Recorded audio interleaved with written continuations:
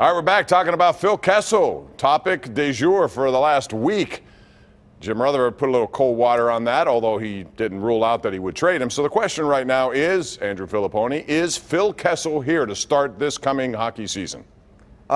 Short answer, yes. More thought out answer. I would prefer no. If there's a market for Evander Kane, he gets 7 years, $7 million. He's got way more baggage than Phil Kessel. Depending on teams, because he's got that no trade or no movement clause. I would look to move him. Yeah, I would try very hard this offseason. I think he probably will be back. From my personal standpoint, at this point, after dealing with his fan base for the last 3-4 weeks, I would almost. How's that gone, Tim? Oh, that's been fantastic. They're a great group of people to deal with. From a hockey standpoint, I think it makes more sense to keep him because he's a win-now kind of guy. When you're on a win-now kind of team, I do think it's interesting that some destinations have cropped up here. LeBron reported that Los Angeles might be a destination for Kessel. I think that makes sense. These Max Domi trade rumors out there and his affinity to play with and like Rick Tocchet, that could be a destination. And I'm also seeing that Vegas might pop up as a team that's interested in getting some pure offense. Another Western Would they be able to drag him out of the casinos for that's games? The point. He'd love to go. He's just got Rivers here. He'll have a lot of choices out there. That's what I was going to say. Out there, I mean, come on. The Bellagio would love him being out there. I think they should keep him, and I don't think they should trade him.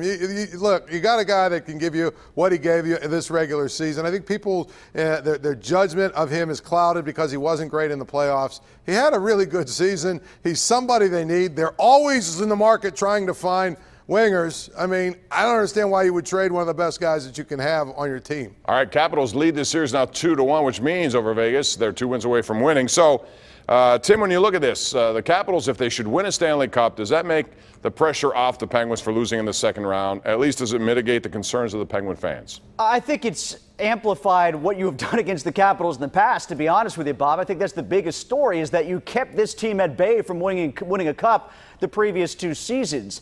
You shouldn't be overreacting, and I don't think that the Kessel trade would be about an overreaction to poor play. I think the Kessel trade would be a reaction to Sullivan maybe not wanting to coach him anymore. I think personally the right move would be just to stick him on a line with Malkin and see how it goes. Yes.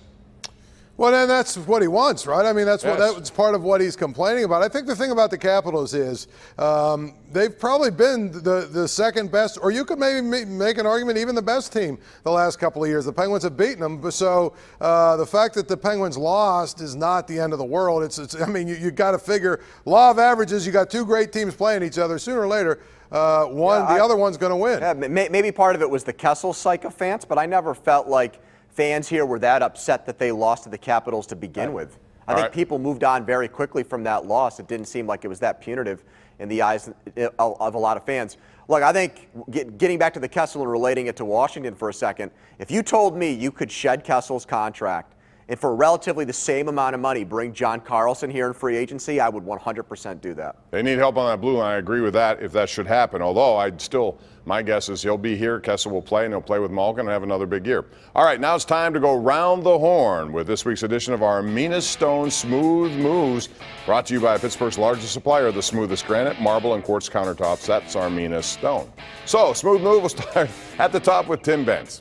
Well, my smooth move goes to LeBron James for making fashionable something the 4 of us and anybody else in our business has long known is fashionable, and that is the suit and shorts look. I mean, look at these legs right here. I'm sure there's as many combined slam dunks beneath our group as there is for LeBron. I love Paul's cargo shorts. I like it. It's very. You like my golf shoes?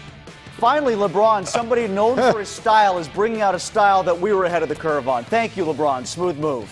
My smooth move goes out to the legend, the icon himself, Bob Pompeani. You know, switch hitters, utility men. Then there's Bob at the Kenny Chesney concert, filming the concert and watching the Stanley Cup final at the same time. Unbelievable. Phones to do it, but I got it done. Speaking of the Stanley Cup final, how about Braden Holtby? I think in Game 2 made the huge save that might be the difference between them winning and losing the Stanley Cup. And that's when his Conn Smythe voting increased. We'll see how that goes. And that's our Smooth Moves of the Week, brought to you by Armina Stone, featuring Pittsburgh's largest indoor stone gallery, granite, marble. You got it from all over the world to the smoothest countertops in your kitchen. Score a touchdown with new granite from Armina Stone. Next up, OTA Steeler Deal.